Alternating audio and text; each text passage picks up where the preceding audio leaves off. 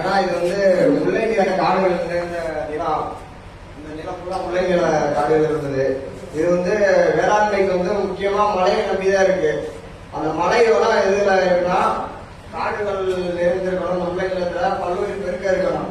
அந்த பல்லுயிர் பெருக்கலாம் காடுகள் இருந்தாதான் மழை வளம் கிடைக்கும். அப்பதான் வேளாண்மை செய்ய முடியும்.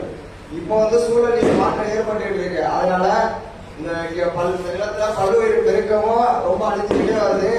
இதுவரை இருந்த கல்குவாரி மழை வளம் இது அழிச்சது இருக்கட்டும். இனிமே இந்த ஏரியாவுக்கு கல்குவாரி மழை வளத்தை சுரண்டி இருக்கிற கல்குவாரி தேவையில்லைங்கிறது என்னுடைய கருத்து.